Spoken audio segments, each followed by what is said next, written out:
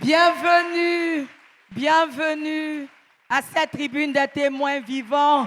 Et nous voulons saluer la présence des serviteurs de Dieu, le pasteur Da Silva David. Amen. Ouh. Alléluia. Alléluia. Et nous bénissons l'œuvre de Dieu entre les mains du docteur Alassane Sigué-Daniel.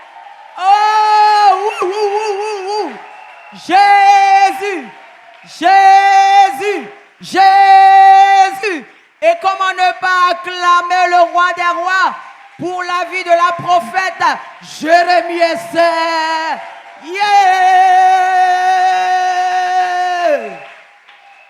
Oui, oui, oui. Regarde ton voisin et déclare-le tout en acclamant et en t'asseyant. Tu es à la bonne place.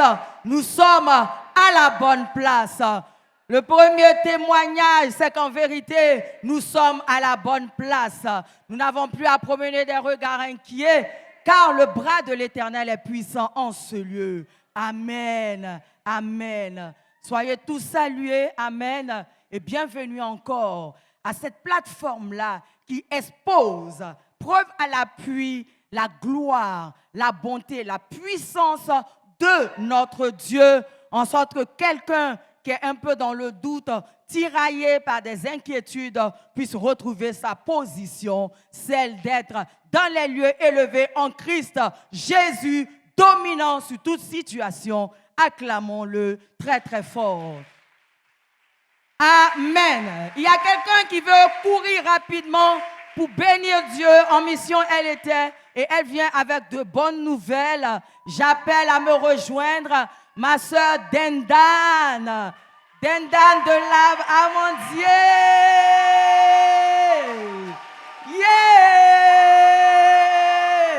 Ouais, ouais. Yeah! Amen. Amen. Alléluia. Merci Seigneur. Oui, contamine-nous avec ta joie. Contamine-nous avec ta célébration. Alléluia. Yeah. Ah. En vérité, quand tu as vu le Seigneur, il y a sa manière de marcher. Quand tu n'as pas vu le Seigneur, il y a sa manière de s'asseoir aussi. Quand tu as vu le Seigneur, il y a sa manière d'acclamer. Quand tu n'as pas vu le Seigneur, il y a sa manière aussi.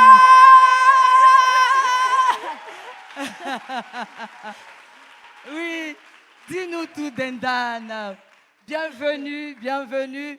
Pour quelques jours, nous avons été privés de ta présence si bénissante. Tu es là ce matin. Et tu es là avec un témoignage de reconnaissance. Je te laisse, oui, entrer par cette introduction. Merci, ma sœur. Je suis la sœur Dendan Abiba Grâce, de l'Arbre Amandier, de la branche Amour Bonté.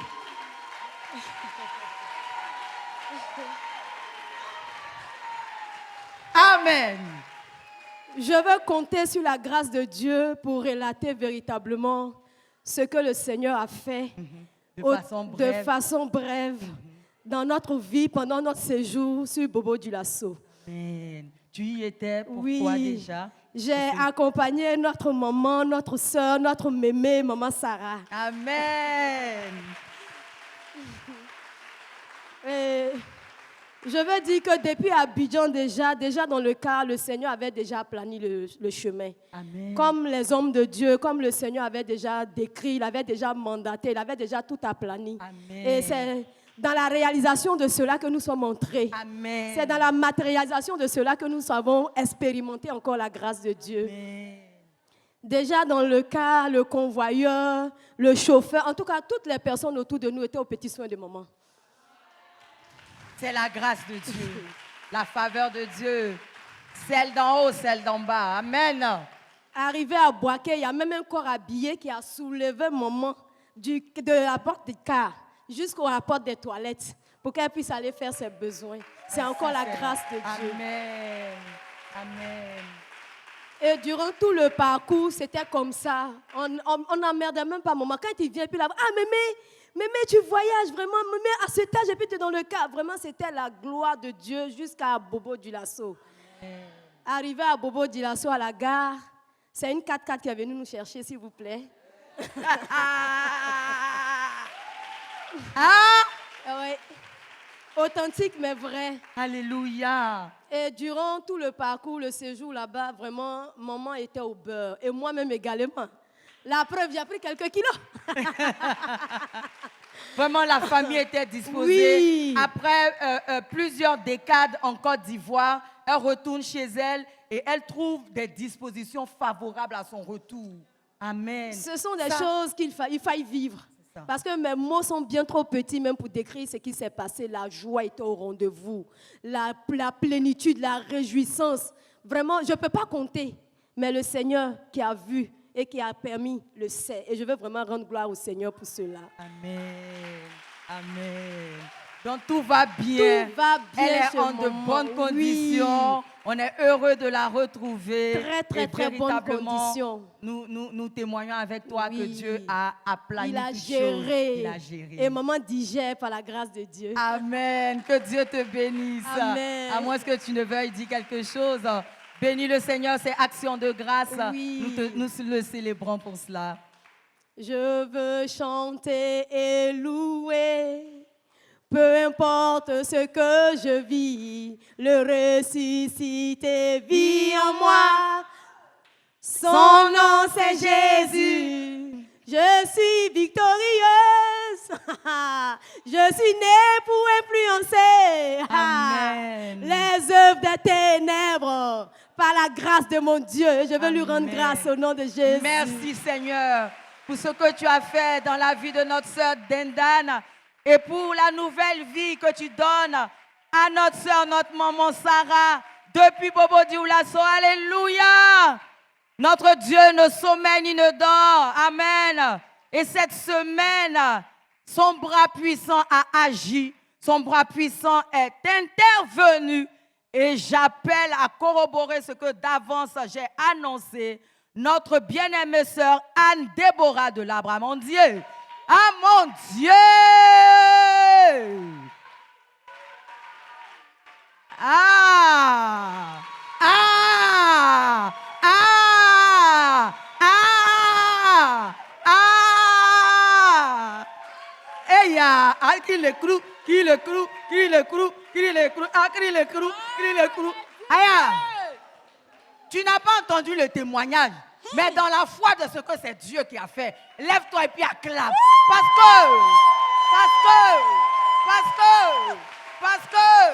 Parce que notre Dieu est incroyable et ce qu'il fait est inimaginable. Alléluia. Oui, ma soeur. C'est la sœur Anne-Déborah de l'Abamondier, Amour Bonté.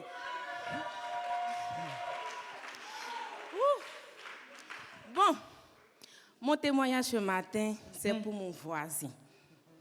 Mon voisin, ça fait 1 semaine, on peut dire 2 semaines qu'il a disparu. Chaque soir, il va faire sport. Donc, dans ce sport-là, il est resté là-bas, il n'est plus jamais revenu. Donc, moi, je t'ai mélangé. Je tournais, j'ai dit, ah, mais ça l'en fait comment? Et c'est comme ça que j'ai vu des sœurs ici. Elles m'ont dit, mais appelle le numéro de la vie. Et j'ai dit, ah. Ça, on est allé dans les hôpitaux, à la morgue, tout. On ne le voit pas. Pour dire qu'on le retrouvait nulle part. Ils ont tracé même son téléphone. 0. Ah, d'accord. Donc, j'appelle le numéro de la vie le mardi. Quel mardi? Mardi avant-hier. Quel mardi? Avant-hier, là. Quel mardi? Avant-hier, là. Continue, ma soeur. Donc, j'appelle le pasteur Sigué. Oh, le pasteur béni. C'est lui qui a pris le téléphone. Il me dit non. De là où il est, que le Seigneur le garde. Amen. J'ai dit OK. Le jeudi, parce que j'ai l'habitude, chaque matin quand je me lève, je monte pour aller demander c'est comment. Jeudi, je m'en vais demander. Je ne suis même pas encore bien monté. Il fait qu'on sait comment. On dit qu'il a été retrouvé. Yeah! Hey! Yes,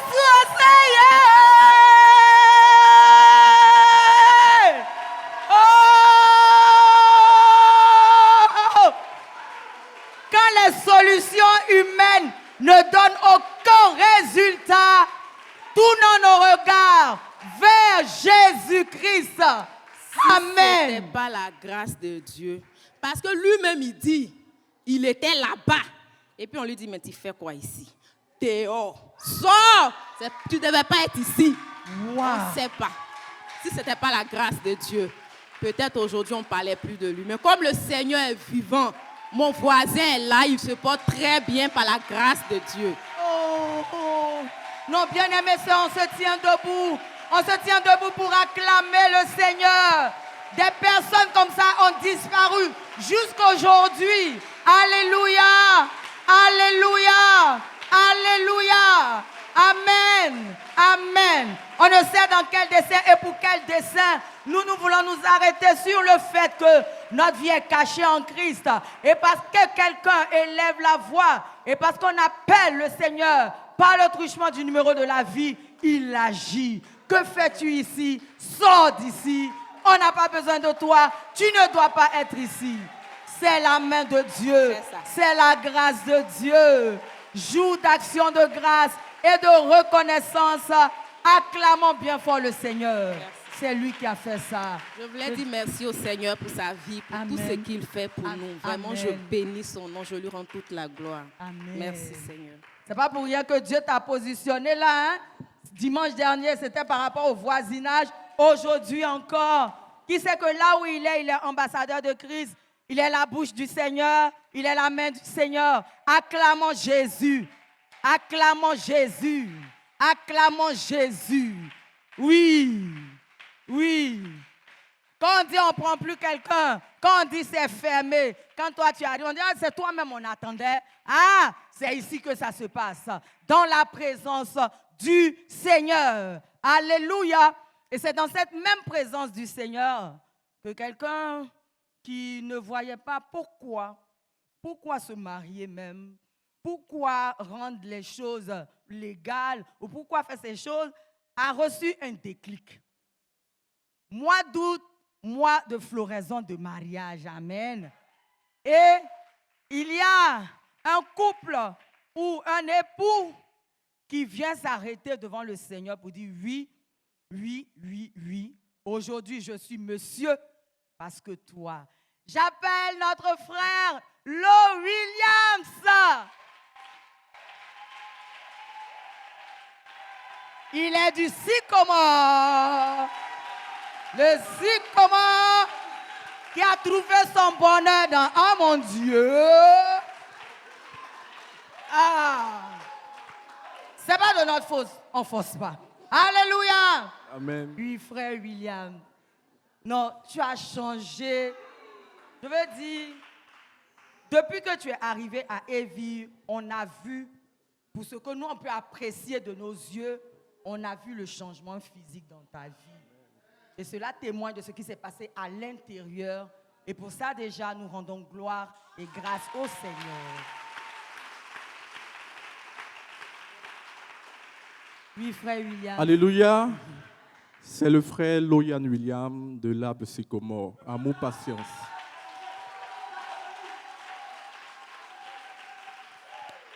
Aujourd'hui, je voulais vraiment m'arrêter sur 2 faits ou 3 faits de mon mariage. C'est vrai, je ne vais pas le redire, tout le monde sait. Quand il s'agit de mariage, c'est difficile, c'est compliqué. Ce n'est pas pour ça que je suis là, mais je voulais m'arrêter sur certains points qui sont essentiels pour moi. Et puis, dire au Seigneur combien de fois il est grand, il est puissant. Au fait, il faut dire, depuis toujours, je n'ai jamais eu le désir de me marier. Ça ne m'a jamais traversé l'esprit. Et tout ce temps que je vivais avec ma femme, je n'ai jamais eu le désir. Quand je me projette dans 1 an, 2 ans, 3 ans, 5 ans, je ne vois pas le mariage. Ce n'est pas quelque chose qui me parle. Et quand même à l'église, on parle de mariage, onction de mariage, ça crie et dit, mais monsieur, ils disent quoi même? Et chose bizarre, même ma femme aussi ne m'a jamais mis la pression de me dire, ah, tu me maries quand? On se marie quand? C'est comment? Donc, j'étais peinard dans cette situation, dans cette vie-là. Et la prophète va faire ministère un jour. Elle va demander à ce que tous ceux qui vivent en concubinage viennent devant, qu'on se mette en genoux pour prier.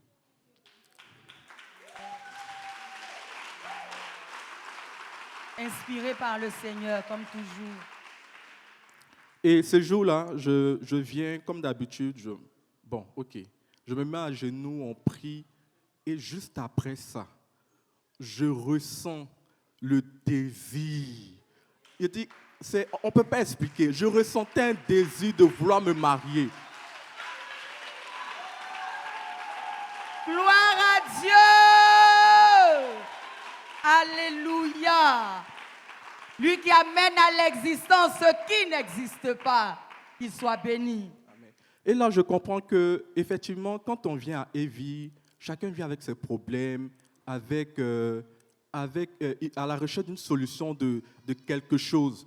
Moi, personnellement, je ne venais pas pour me marier. Peut-être que je priais Dieu pour mes affaires, les activités et tout. En tant que je ne savais pas que Dieu avait son plan.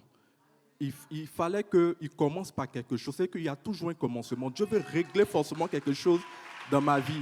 Et je n'ai jamais su qu'il fallait que ça passe par là. Dans chaque transformation d'une vie à des étapes. Et franchement, je pense que Dieu a commencé par là. Et je rentre à la maison, je dis à madame, on va se marier. Elle dit, ah, comment? Il n'y a pas l'argent, c'est compliqué, c'est bizarre. Il dit, décidons, choisissons une date, on se marie. Amen. Wow.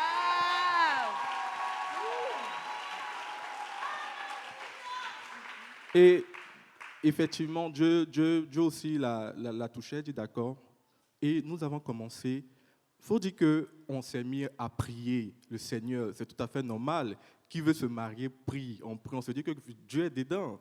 Donc, on fait notre plan, on fait notre programme. On dit, voilà, on compte sur ça et ça. Je vends ma voiture, on prend l'argent, on fait le mariage. Donc, on prépare un mariage grandiose. On invite même, on envoie des cartes d'invitation. Tout se fait à la hâte, sans compter sur le fait qu'on a fait les choses précipitamment, sans réellement regarder au Seigneur, sans réellement demander à ce que Dieu, même, est-ce qu'il est d'accord avec tout ce que nous sommes en train de prévoir, préparer pour le mariage. Et comment ça va se manifester? Comment ça va se manifester? Il faut dire que déjà dans un premier temps, la voiture sur laquelle on comptait pour vendre et régler tous les prestataires, la voiture tombe en panne et tous les mécaniciens mettent la main dedans. On ne trouve pas la panne. On ne trouve pas la panne, on ne sait pas d'où vient le problème. Et je vous dis que pendant que nous sommes dans cette étape-là, on se rapproche du mariage. On a une semaine du mariage. On n'a pas encore vendu la voiture. On réalise qu'on ne pourra pas. C'est que côté voiture, c'est mort. En temps, on a déjà avancé de l'argent aux prestataires des millions. Et le contrat stipule qu'à une date donnée, si on ne solde pas, c'est comme si le contrat est annulé. Donc l'argent qu'on a déjà versé est perdu. Donc des millions, c'est perdu. On fait comment? Et voici maintenant, on se rapproche, les prestataires commencent à appeler le stress. Mais monsieur, vous devez remettre l'argent, c'est comment nous on va devoir annuler? C'est ce jour-là, quand on demande aux gens de faire jeûne de 2 ou 3 jours, je trouve qu'ils ne peuvent pas là. Ce jour-là, je n'ai pas l'appétit. Pendant 2 jours, je ne mange pas. Où je vais trouver l'argent? Dis tout! Ouais. Où je vais trouver l'argent? Et le lundi, j'étais vraiment abattu. C'est-à-dire lundi avant samedi. J'étais vraiment abattu, j'étais là.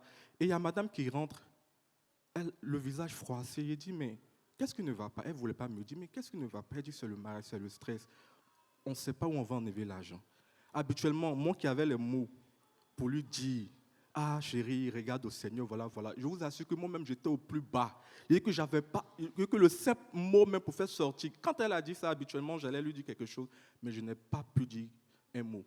Et on bénit les frères et sœurs d'Evie. Que Dieu vous bénisse vraiment. Ce même jour-là, on a la sœur Nono, Madame Dali, qui décide de passer chez nous pour nous exhorter un peu, nous parler du Seigneur, puis prier. Donc, le même soir, quelques minutes après, elle arrive, elle nous parle du mariage, elle nous donne des conseils et elle demande à ce qu'on se lève pour prier. Et dit qu'on a pris un moment de prière vraiment qui a réjoui notre cœur. Merci Seigneur. Et comme je dis, je bénis vraiment le nom du Seigneur pour nos frères et sœurs parce que c'est vraiment une famille. Parce que ce jour-là, elle descendait du boulot. Elle avait très mal à la dent. C'est après même qu'elle nous a dit. Mais elle n'a pas montré cela. Elle a pris son temps à nous parler du Seigneur, à nous exhorter et tout, et à prier. C'est après ça, elle me dit, bon, je vais rentrer, j'ai très mal à la dent et tout. Et vraiment, je regarde ma femme, je vois la joie qui revient. Amen. C'est vrai que... Waouh. Merci Seigneur. Et c'est là que j'ai compris que vraiment, face à toute situation, même quand on regarde au Seigneur, malgré que c'est difficile, il apaise les cœurs. Et ce jour-là, il apaisait notre cœur. Le lendemain arrive, on est toujours confronté à la même situation. On doit régler des millions. Et on nous donne un délai de mercredi, midi, sinon on annule tout. Donc, ce n'est pas 100 000, 200 000 pour dire qu'on va trouver quelque part ou trouver des millions. Donc, on commençait maintenant à réfléchir quel message on allait annoncer aux parents, aux frères de l'église que le mariage a annulé. Parce qu'on n'avait plus de solution. On n'avait plus de solution. On priait, on dit, mais... Et encore, je bénis encore le Seigneur pour nos sœurs. Il y a la sœur Joël Kakou. Le mardi, après la réunion du soir, après la prière, elle m'appelle. Elle dit, mon frère, que j'ai quelque chose en cœur qui bouillonne au moins. Il faudrait que je te le dise avant de rentrer. Je dis, quoi? Elle dit, tu sais quoi? Je ne sais pas pourquoi, mais quelque chose me dit que de te dire, le Seigneur me dit de te dire, de revenir à lui. Parce que tu as fait les choses pensant que tu le fais pour le Seigneur, mais tu le fais pour ta gloire. Waouh. Et quand elle le dit, je réalise effectivement. Je dis, mais attends, tout ça. Parce que comme je le dis là, le mariage, je ne le voulais pas. Mais le jour que Dieu a mis dans mon cœur, même moi-même là, je dis que c'est moi qui ai préparé le mariage de A à Z. Au point où je voulais choisir même la robe de ma mariée. Tellement que je voulais, c'est que je fouillais sur les réseaux, quelque chose que je n'aimais pas avant. Je regardais les réseaux, il faut acheter tant, dragées. Oui, j'ai contrôlé tout du début à la fin, sans réellement demander au Seigneur, est-ce que tout ce que je choisis, tout ce que je fais, c'est réellement toi qui le veux, c'est pour ta gloire, je le fais, Et on est à la veille de notre ultimatum. Et elle nous envoie cette parole-là. Ça m'a fait un boom dans le cœur. J'en parle à ma femme, on se met à genoux, on demande pardon au Seigneur. Seigneur, pardonne-nous. Pardonne-nous. Et j'ai oublié un détail, c'est que mon beau-père entend, dans la même semaine, là, c'est qu'en même temps on est confronté à l'argent, mon beau-père décide d'annuler le mariage parce que par rapport à sa conviction religieuse, on n'est pas encore délivré. Tout se soulève en fait. Tout se soulève. On n'est pas encore délivré. Donc, il cherche à nous voir. Il veut qu'on vienne. Donc, ma femme dit non, elle ne veut pas le rencontrer. Moi, ce jour-là, quand j'ai attendu ça, j'étais énervé, je dis des paroles. Et après, dans la soirée, je me suis repris. Je dis non, tout ça, c'est le plan du diable. Pourquoi tu agis comme ça? Appelle ton beau-père, fais-le asseoir parler. Et Dieu va faire grâce. Amen. Le beau-père vient tout déterminé à annuler le mariage. On est dans une semaine, hein. Mais on dit papa, donc sa fille dit mais papa, on est déjà une semaine. Il dit non, voilà. Donc Dieu met des paroles dans ma bouche, je parle au beau-père et il me regarde et dit que c'est tout ce que j'avais envie d'entendre. Que je...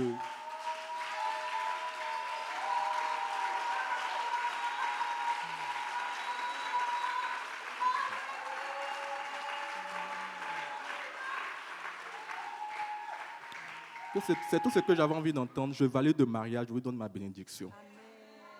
Et là maintenant, comme on le dit, on revient encore pour l'argent. On a fini avec le beau-père, on est toujours confronté à l'argent.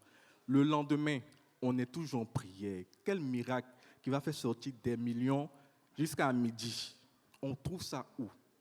Et Dieu fait grâce par sa bénédiction. Cet argent-là tombe à midi moins. On trouve cet argent-là à midi moins. Non. Waouh! Le Seigneur utilise notre soeur Joël Kakou pour vous demander de revenir à lui. Vous vous repentez, vous vous apportez au Seigneur, obligé de compter sur lui. Ultimatum donné. Et bim, le Seigneur agit, intervient. Là où vous ne saviez même pas que ça pouvait sortir. Oh, oh. Qui est comme Jésus? Et ce jour-là, j'ai coulé des larmes. C'est que j'ai pleuré parce que j'ai réalisé la main du Seigneur dans tout ce qui s'est déroulé pour le mariage. Et ce jour-là, j'étais dans la joie. C'est que j'étais mélangé entre les pleurs de reconnaissance. J'ai dit merci à Dieu. Parce que comment dire aux gens que le mariage est annulé? Et je réalise que vraiment, quand Dieu veut faire quelque chose, il faut vraiment se tourner à lui. Il faut se tourner à lui pour toute chose qu'on veut réaliser. Il faut se tourner à lui pour savoir est-ce que réellement il est dedans, il est d'accord avec ça.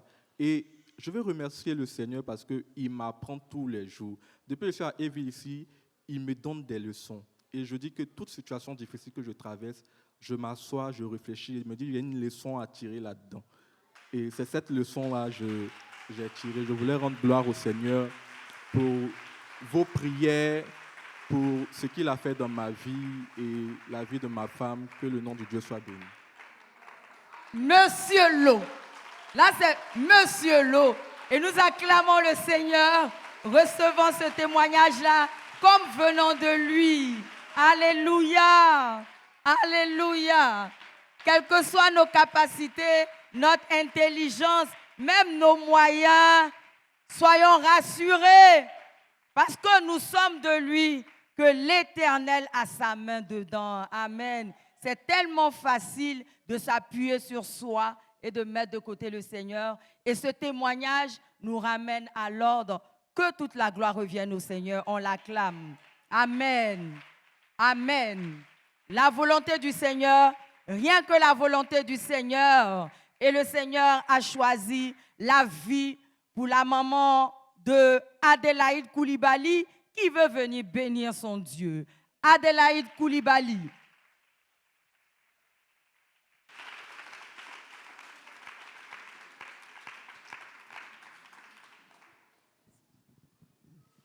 Non, si dans ton cœur tu dis, on la voit trop à la revue des témoins vivants, il faut dire moi aussi, je veux défiler comme ça à la revue. Amen. C'est bon pour tout le monde. Voilà. Amen. Je veux continuer sans m'arrêter de proclamer les hauts faits de l'Éternel. Et ce matin encore, tu as de quoi dire. Tu as des raisons de te réjouir. Amen.